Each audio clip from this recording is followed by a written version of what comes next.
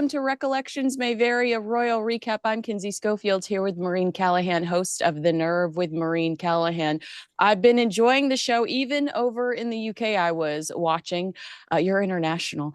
Ooh. Is Bill Maher like terrified of you right now? I mean, you have got some really good intel. You've got some great stuff going on the show lately.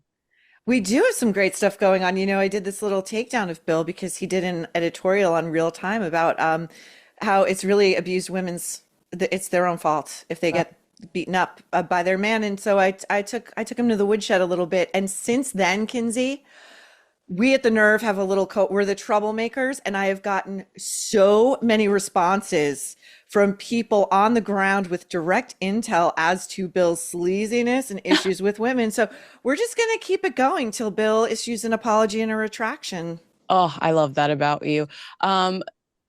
What's coming up this week? What can I look forward to this week on the Nerve? Well, Ooh, okay. actually, So on Friday's show, we've yeah, and then you do got the mini nerve. You do the mini nerve on the weekend, which I love we do too. the mini nerve on Saturday. So the nerve on Friday, we're taking Brad Pitt to the woodshed for what he's talking about his own kids, excuse my language. Tyler Perry's in some hot water with a No. $260 million settlement. Sorry, Lily's, lawsuit. never forget Lily's godfather, Harry and Lily's godfather, exactly. The purveyor of the private plane, the Freedom Flight. And then we've got other stuff. And then on the mini nerve, we're doing some there's Ryan Murphy's John Jr. and Carolyn Bessette project has started shooting. How horrific does the Carol? No offense to the Carolyn Bessette actress, but I felt personally victimized when I saw those photos from Ryan Murphy.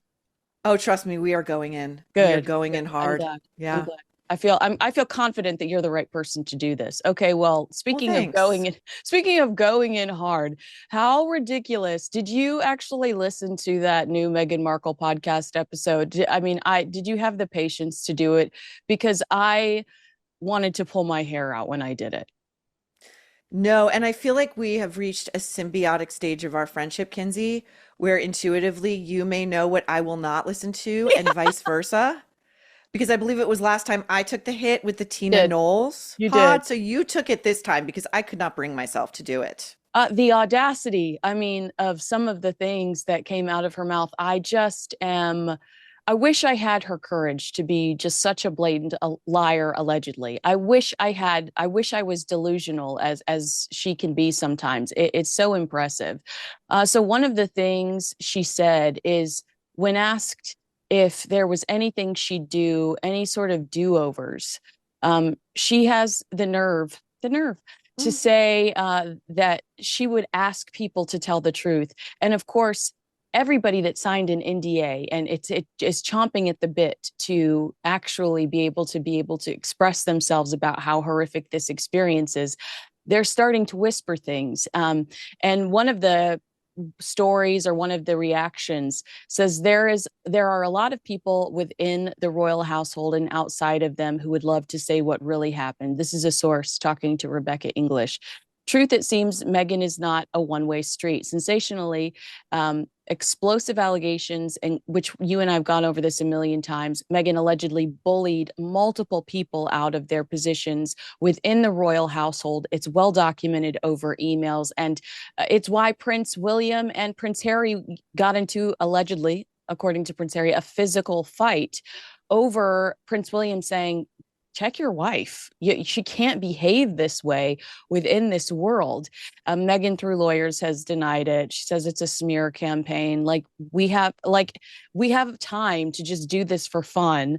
And Prince Harry says in Spare that Meghan was innocent, but one of the sources tells the Daily Mail, I've always felt a little sympathetic, but that book was a work of complete revisionism. I was constantly thinking, hold on, Harry, it didn't happen like that.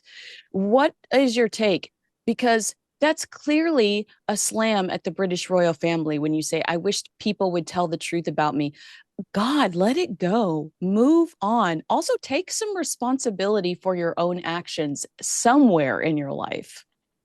Well, I think Kinsey, that's never going to happen. I'm no doctor, I'm no psychologist, but I have armchair diagnosed her as just my opinion, a malignant narcissist.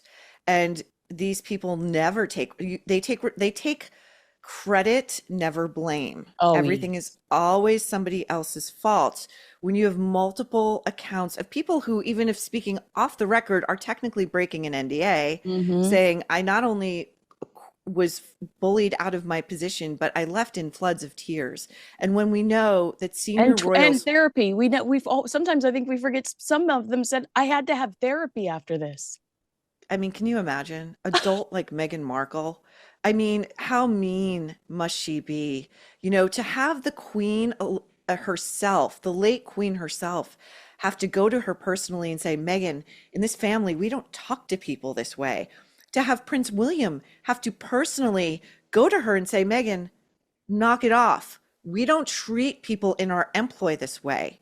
You know, it's is remarkable. And what I found, I printed out some of the podcast highlights Oh, that you were kind enough to send to me.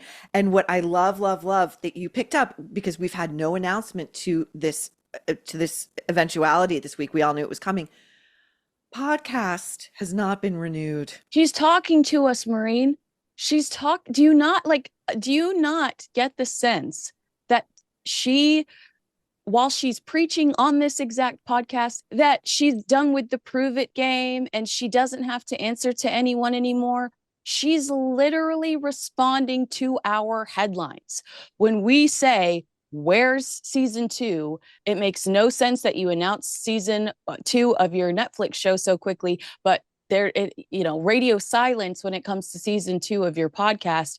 Then she goes on this podcast and wants to explain herself for why we're not getting an answer. I think she listens to us. I think she takes these opportunities to respond to people like us. Oh yeah, and she'll only go to a safe space. She Oh, would yeah. never come to a non-safe space, such as the Nerve or your non-safe space. You know, there's I wanted to just read some of what you sent about her commentary on this podcast going on again, like she's positioning it like it was her decision. Always, always. Please, Yeah. like Meghan Markle would take a single scintilla of a step back from the spotlight. First of all, her boring, boring podcast that appeals to 0.0001% of the population about being a female founder. What an amazing opportunity to pull back the curtain and let people see what's happening at the start. Who gives a flying F? Okay, to be able to be really candid and vulnerable. Oh, here we go again. My favorite verb turned noun. Mm. Really candid and vulnerable personally, rather, about my learns. Oh, oh. She's I will never not learned think of you when she says it. I will my never not think of. learns. Oh, Oh, okay. So one thing that the Rebecca English article said is many royal insiders cannot fathom why Meghan continues to worry away at this running sword, despite claiming she is now in her chapter of joy. That's the damn truth. If you are thriving, you are no longer fixated on the past. You're no longer worried or upset about things someone has done to you because, oh, I just watched an interview with Madonna and I thought of Meghan because someone asks Madonna, is there anything you would have done differently? And Madonna says, absolutely not, because if I did, I wouldn't be in the position I'm in today. I wouldn't be sitting here right across from you right now. I wouldn't do anything differently. I'm confident that I'm in the exact place I'm meant to be. That's the right freaking answer. But no, she's like, no, I'd ask people to tell the truth about me. Get out of here. But what I also loved was the source added that Meghan might do well to remember if she digs too deep into her royal experience, she might not like what comes to the surface. Bully report. The bully report that Queen Elizabeth shut up in some vault somewhere could very well come to the surface. And we might get specific instances. We might actually hear about these because everybody that signed an NDA did have to sit through this investigation. We're mm. honest and upfront. I think she needs to be fearful that the bully report will one day actually be leaked, come out. And that would be very detrimental to this little Betty Crocker brand that she's trying to shove down our throats right now. Also, doesn't it annoy you that she's continuing to do press and she doesn't have anything that of real value to promote right now? The podcast is on hiatus. The show is, she's currently editing season 2 of the show. So it's not like she's promoting season 2 of the show. You can't buy anything on her website right now. This is all just self indulgence. It's all just, I want to talk about myself. Well, it's amazing to me because the quality of the outlets who will host one Meghan Markle have been declining rapidly. Remember, we've gone from prime time 2 hour sit downs with Oprah to slinging our wares on any podcast that will have us that isn't really even publicizing her appearances. Right. The cover of The Cut, the cover of British Vogue, those platforms have all evaporated. And she's on this It podcast was with, is Vanity Fair really quickly, wasn't it? Vanity Fair. yeah, but remember Edward Enninful when he ran British Vogue had her guest edit, But and she then wasn't on the cover. It was a mirror so you could look at yourself. oh right. And wish you looked like Megan, I guess. Is that like, but you know what? You're right. I stand corrected. What I was also thinking of was, right before he left or shortly before he was forced out, I believe, he did like a major cover with like the most consequential women in British Vogue's history. And it was amazing because like to get all of these powerhouse women in one room takes a lot logistically. One Meghan Markle was not in that portrait.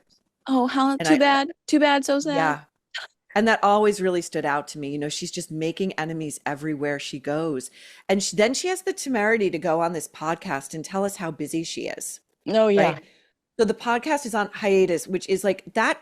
When Andy Cohen says a housewife is on pause, it means she's been fired. You go. So hiatus, is her euphemism for I've been canned again because my content sucks. And then she's sitting here going, I'm in the editing room with Netflix on season 2. Is she really? Because we know they shot season 2, they just spliced off half of that original thing none of us could sit through. And they may be adding some inserts, but that's it. She's not sweating it out in an editing bay. I guarantee you she's never seen the inside of one. Just my opinion. And then what else? She's taking her learns from As Ever, and she's again slinging around the C-suite jargon like Q4. Like, Oh yeah. God. She's just insufferable. And she's like, I might get into the beauty space. I might get into the fashion space, but I don't really know. They But, want I'm me so, to. I've been approached. They want me to, just like Tina Knowles contacted her to be on her podcast. Mhm. She is always insisting on letting us know that she is in demand. People want her. People want to be around her. It's like, chill out. I don't believe it. And I don't care how much it's almost like the more she tells us, the Yeah, less I believe it. exactly. To your point, Newsweek reported that her podcast came into the Spotify charts at number 24 on April 10th. That was 2 days after its release. That archived version of the site that shows the charts show that by April 12th, it had dropped out of the top 100 again. So my theory is, aside from the fact that I don't think she likes to be the interviewer, I think she likes to talk about herself and likes to be interviewed. My theory is that she doesn't like to do anything where there are analytics that people like us can hold her accountable with. When you do Netflix is notorious for hiding the actual number of viewers. But we can say, oh, she was in the top 10 for a few days and then dropped out. So Netflix is a safe space for her because we don't have actual views. But when it comes to podcasts, we can say she dropped out of the top 100 within 2 days. No one's listening. No one cares. I think that and that's why she turns her likes and comments off. Like, I think that she Hmm. doesn't want to be held accountable analytically. She doesn't want people like us to be able to prove that or she's trying to hide it from brands that might want to work with her in the future, that there is a lack of interest and real appeal, that people that do engage are watching for the train wreck effect, the car crash. They're not watching to see any, because they actually like her and are curious about what she's up to. It's just kind of like, how can this woman that was offered this gorgeous life? Well, I mean, I was telling you over text, for poor Maureen Callahan, is getting all sorts of texts at all God knows what hours of the day. I'm like, guess who just spent Father's Day with Prince Harry's dad? And I was also telling you, just walk, being able to walk around Windsor and have access to some of the things I saw this last trip. They have the privacy, all the privacy they could have ever wanted at that house. B, it's so sweet. It's just like this little village, this little community where you or their children would absolutely thrive being outside with horses and everything that's gorgeous out there. She wants to be a star. She's chasing a buck. That is all that this is about. And I, for one of the first times in a long time, truly felt sorry for Prince Harry as I walked around and saw how gorgeous everything was and peaceful and I mean it was just such a sweet safe space. She gave it up. She gave it up to be this for shallow pursuits is the nicest way I could word it. Okay, multiple thoughts off of your incredibly complicated, nuanced statement there. Number one, I don't feel sorry for Harry, and I never will, and I can come back to that. But number two, I want to talk to you all about this London trip because I haven't had a chance. You can text me, as you know, all the time. I love getting your texts. You keep me updated like nobody else. Number three, to the Meghan Markle effect of not having analytics, to prove the metrics that she's a failure. I find this Netflix thing, she was celebrating this Netflix renewal, like a huge accomplishment with her lame Instagram post with like puns on lettuce Lettuce. and remain calm, let us remain calm. She's so basic. Yeah. She's so utterly basic. Mm-hmm. But I find it comparable to the And Just Like That phenomenon. We are in season 3. HBO Max also does not release ratings, analytics, anything. But the culture as a whole has convened in multiple corners of the internet and on comment threads and show threads and all of that to conclusively, without beyond a shadow of a doubt, say we are all hate watching. Okay. This show is the worst scripted show on American streaming at the moment, and we are all hate watching. And the more we come out and say that, the more these cast members led by Sarah Jessica Parker tell us what a successful show it is and Mm-hmm. how culturally resonant it is. And it's none of those things. And so that, it's a funhouse mirror effect, and they share it with Meghan Markle. You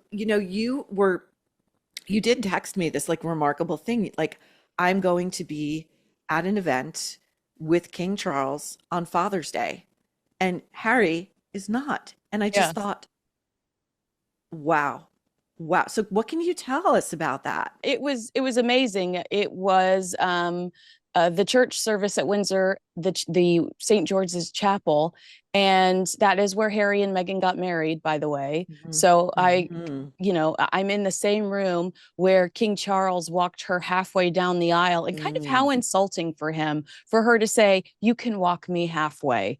I'm going to walk myself the rest of the way." He should have said, "It's all or nothing. I'm doing you a huge favor. You've invited one family member, and it doesn't reflect well on this institution." But okay. So it was great to worship with him, sing the same songs he was singing, watch him watching the choir, impressed with the choir.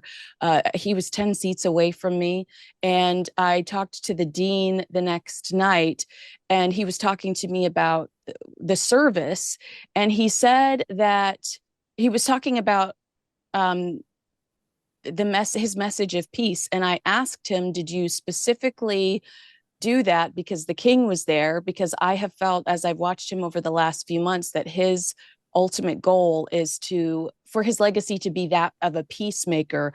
Watching Donald Trump give Ukraine's president the boot out of the White House, and within like 48 hours, seeing the same man meeting with King Charles, and then King Charles also trying to ensure he's got a meeting coming up with President Trump. I said to him, "I feel like the king's trying to be a peacemaker. Was that intentionally?" And he's like, "I'm so glad you caught on to that. But no, it's not. It's just that the king is an extension of the church," which I thought was really beautiful. But so yeah, it was an incredible experience I never thought in my life I would have. And I'm so glad I wore some pantyhose and some high heels because I couldn't believe I was in the presence of the king and so close. Do you have to wear pantyhose, by the way? at a royal It's a event. royal protocol, and the joke was that Meghan Markle wouldn't do it. The joke was, That's right. Meghan Markle showed up without pantyhose on, wanted to wear black fingernail polish. She was the royal, she was so intentionally trying to push the envelope until she just said, "Screw it, I'm going home to sell to put up Amazon affiliate links." Did you say something about a retell me not? Yeah, yeah, yeah. Tell me about that. So in the podcast, she's talking about how she's so relatable, Maureen. She's Hmm. so relatable, and she says she still uses Retail Me Not to find coupons and codes before she in makes a purchase online. And I'm like, of course you do. Your husband's unemployed. Like, of course. Like, why are you trying to sound like this is some big thing? Your husband doesn't have a job. But yeah, she's so like us. She uses coupon codes. Kinsey, do you think that the Father's Day post, which I'm dying to talk to you about, the reel in which we are now seeing the children, we are seeing their faces, the thing that we were, it's a horseman of the apocalypse. The thing we were told was absolutely never going to happen. It's happening. Mhm. I have a theory about it being yet another FU to the royals. A look, here's what you're missing, blah, blah, blah, blah, blah. But I also wonder if this is a tease to a Netflix or some other streamer that we may be opening the home if we become desperate for some more camera time to a sort of life with the royals in America. Like, Mm. Well, I mean, a lot of people mistake when they talk about uh, Harry and Meghan not showing their children's faces, they forget that we saw plenty of the children in Harry and Meghan's original Netflix series. They do show the kids, they show their faces. We got to see Lily's birthday party in the UK, the mm, behind the scenes of the birthday party with the professional photographer there from Vogue, I think. So they are willing to show the children's faces if the price is right. Remember, like Harry and Meghan walking around the grounds that are supposed to be off limits. At one point, they showed the private gate that none of us are supposed to know about on the Netflix series. I think you're exactly right. And to your point, a source has told the Daily Mail an insider claims that the real reason Prince Harry is suddenly happy to see his children's faces shared online is a desperate one. Harry is completely heartbroken, an insider close to the family said. His dad refuses to see him or the kids, not even on Zoom. It's a last resort. He's desperately hoping the king might see a picture of Archie or Lilibet and realize what he's missing. And they do say that Harry has reached out and made repeated attempts to speak to his father over the years. He's tried everything, calls, letters, but nothing has worked. This is his way of saying, look at what you're missing. Exactly what you said. Also, I know this is silly and we have to take this with a grain of salt, but a lip reader watching King Charles and Camilla at Trooping the Color in the carriage said that they were clearly talking about Harry making a call. And the king was saying, I'm going to have to deal with it eventually about Prince Harry. And he tells Queen Camilla, keep waving so we can talk. But they were apparently talking about Prince Harry. And he was saying, I'm going to have to deal with it eventually and talking about something else coming up with Harry. So watch this space. I know we have to take those things not as literally as others do, but I did think it was interesting so close to Father's Day that he could potentially be talking about Harry with Queen Camilla. you know, this is another thing that it's to circle back to what we started talking about at the top of your show with the bullying report that has been locked away. The Queen, in her infinite wisdom, did not destroy it, she locked it away. When William ascends to the throne, if he does what so many of us on both sides of the Atlantic wish for him to do, which is strip the titles because they are making a mockery of the Yes. monarchy, I wonder if that's the thing he's keeping in his back pocket. That if Mm-hmm. Meghan decides to go nuclear and attempt to racialize this, attempt to use the children as the Trojan horses for her never-ending victimhood, that those details will find their way somehow into the mainstream media and she will be reputationally destroyed. Yeah. Well, let me ask you about the twerking video because she addresses this. She proudly says, "You saw my baby mama video, right?" In the interview. Now she says social media and the video. It feels liberating. It was a great way for me to get my voice back. It's my space and my channel for joy. That is the intention of my channel. What is liberating about posting a video that you know is going to reflect poorly on your in-laws? I didn't think that video was cute. I thought, grow up. And I mean, a million other things. Now I'm having to address fake pregnancy rumors, Hmm. you know? Hmm. Hmm. Well, we're using all of the garbage language that has infected the culture. We talk about it on the Nerve all the time. My space, liberation. She's constantly taking her voice back. Where has it been? Yeah, Because five she hasn't years, shut up. 5 years. Yeah, She hasn't shut up since she entered the global arena. Nobody right. stole her voice. It's too much with us, if Oh my gosh, anything. did you notice that when she talked to Oprah Winfrey and talked about losing her voice, she compares herself to the Little Mermaid Ariel. And did you see that Lily's birthday cake was the Little Mermaid theme at Disneyland? She's a child at heart. Like she Yeah, really is. grow I think on. she's mentally, emotionally, spiritually, philosophically 13 at best.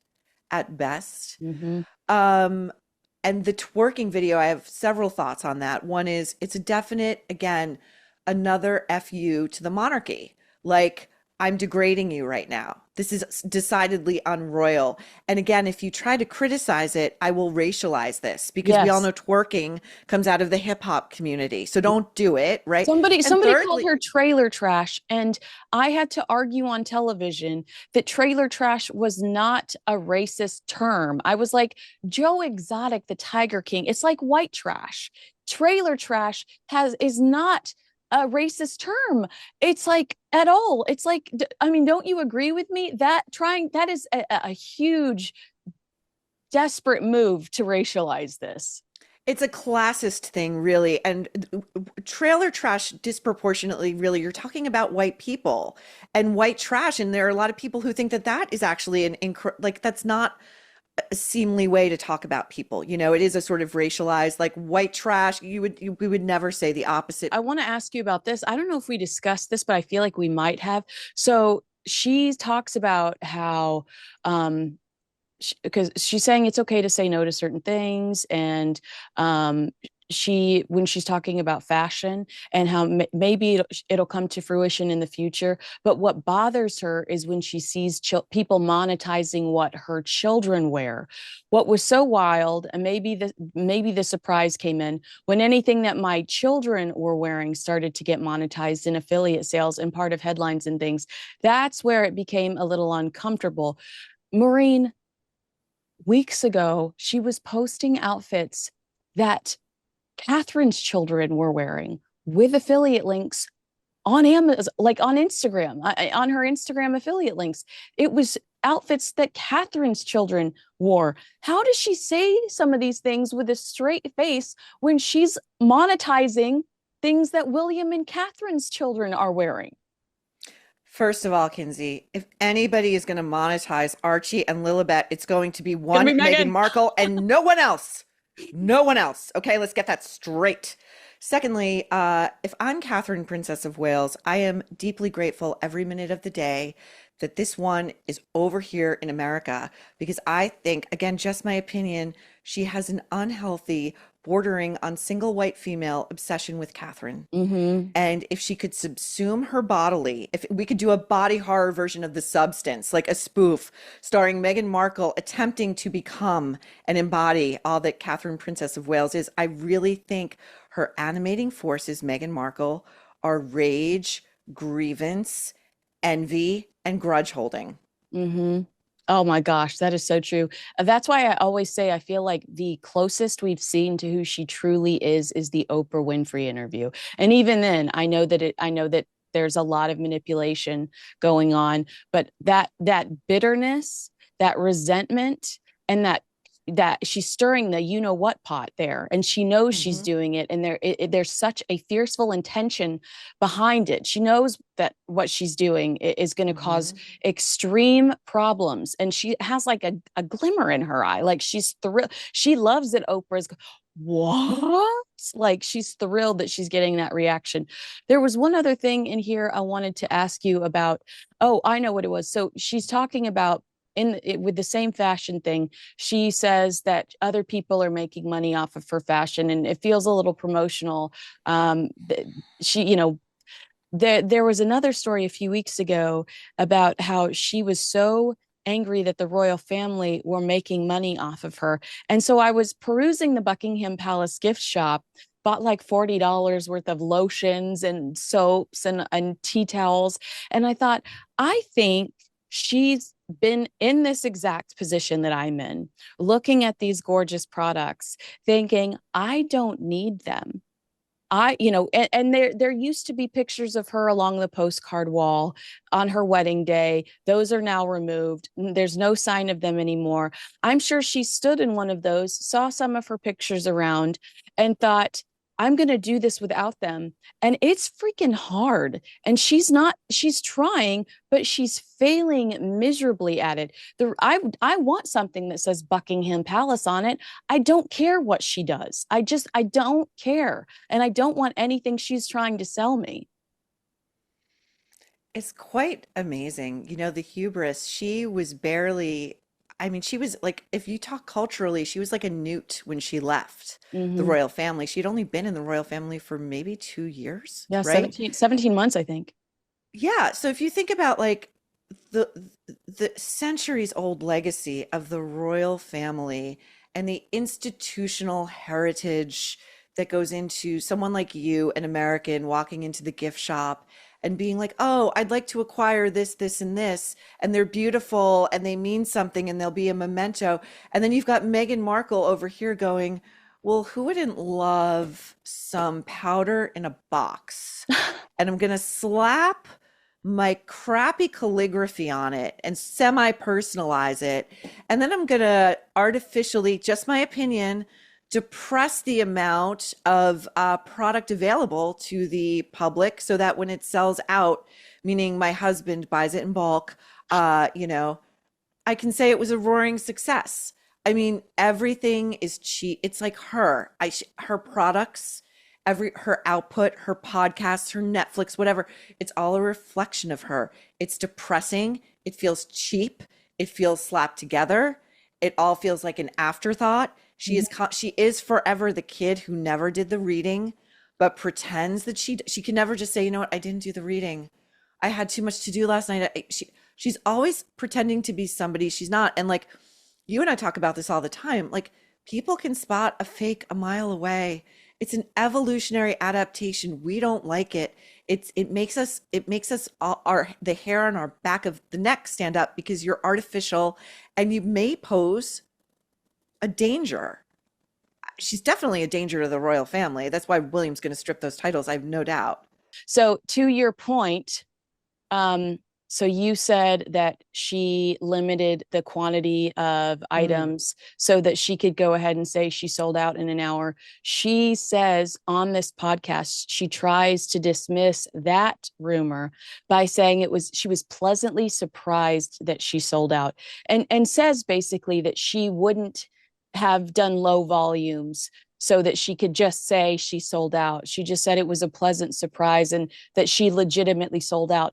So again, like I tell you, she's watching us. Oh yeah, no, we have it on good authority over at the Mail. You know, she and Harry pay attention to every single thing that is said and written about them. Now, you and I and Meghan Kelly are among the foremost who have been taking her to the woodshed since she alighted on the world stage, and she's never going to leave. Yes. But you know, if she had such an impressive volume, that We'd know the analytics. We would know the analytics. If you exactly.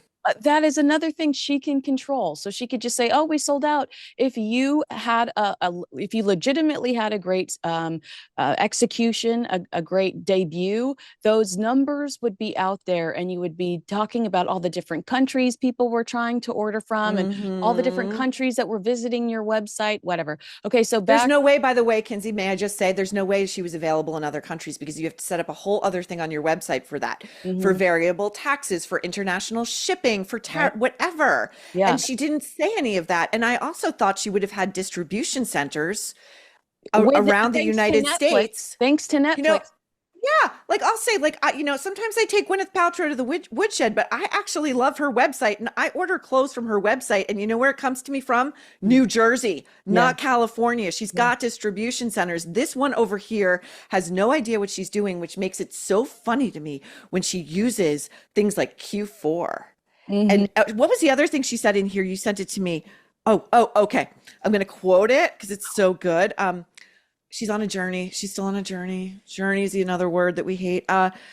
When she's at a different end of her founder journey, she would love to bring the podcast back. When I've gone through Q4 and say, quote, here are my proof points. Proof points. Oh my gosh. Like one too many TED Talks for this. You know what? Okay, here's what else I wanted to say to you. And then I know we're limited on time and I want to talk to you about Catherine really quick. Meghan Yeah. said she struggled to get work because she was a mixed race actor. Girlfriend, you and I both saw, you and I both saw Meghan Markle giving a BJ in the pilot episode of the new Beverly Hills 90210. She got plenty of work. She's a terrible actress. That's why she's not getting the work that she wants. Yeah, yeah, and also according to many reports, when she was out on the audition circuit, she did not identify as mixed race or biracial. I believe she identified as white and Hmm. she presented as white. And people do not we are well past cancel culture in this space where you can't say someone is race baiting. She is race baiting, okay? It's not attractive and we're not going to fall for it. And again, she loves I just said this recently. I don't like, I find people who fetishize victimhood both morbidly fascinating and incredibly insufferably one-dimensional. Right. If everything, she's a victim with like, you cannot be a powerhouse female founder as she maintains over here and also a victim. These two things do not track. It's one or the other, sweetheart, okay? Pick Oh, one. so true. So true. That, the feminist that writes letters to the dish soap company, you can't be, Class project, yeah, Kinsey. Class you project. can't be a victim, but also this superstar feminist. Okay, let's Oh talk my about, God, wait 1 second. I'm yeah, sorry. May I? I have to ask you this. yeah. Brooke Shields took that thing down. The internet Yes. scrubbed it. What happened? So Brooke? India Hicks, yeah, I think that Brooke Shields probably felt guilty about the headlines and asked that it go down. That's what I'm assuming. I have not been able to get a clear answer as to why that happened. But I mean, Megan's like fan base will attack you online. I'm sure you've seen it. I'm sure that Brooke Shields just could not believe the negative feedback she got from this very aggressive group of online bullies. While Meghan is talking about how she's trying to stop online bullies, she's she's supported by them. And I wonder if Brooke Shields just could not take the negative feedback that she received because nothing she said was too awful. It was actually really kind of clever. Meghan's just too precious. She's too serious. It's true. Meghan's no fun. Meghan's boring.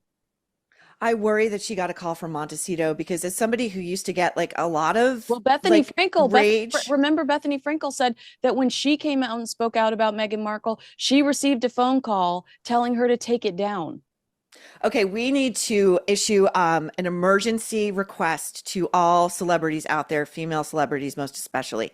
Stand in your truth, okay? If you say something critical about Meghan Markle and you get a call from inside that house, you do not take it. Or even if you should answer, you say, I hear you, I acknowledge you, I will take that under consideration, and then you But leave it but out unlike there. Prince Harry, I believe in the First Amendment, and I don't think it's bonkers, Prince Harry. Exactly. Like, I think Brooke Shields is too nice. I think she might be too nice. I personally, if I were president of the United States, she would be getting a Medal of Honor for Yeah. that. Yeah. Yeah, absolutely. Okay, well, I have two people waiting in my waiting Oh, room. no. So I gotta go. But let's talk about Princess Catherine the next time we talk, okay? Absolutely. Okay, thank Maureen Callahan. Everybody go watch Maureen on The Nerve on YouTube. It's doing insane numbers. I'm so, so, so proud of her. I love her. I'm so grateful for her time today. And know that our text message exchanges are savage and one day should be in a book. That's Hmm. that's what I'm saying. Okay. Thanks. Oh, Absolutely. agree with us, disagree with us. Let us know in the comments below. Make sure you like, subscribe, and share this video with a friend. Thanks, Maureen. Thanks, Kinsey.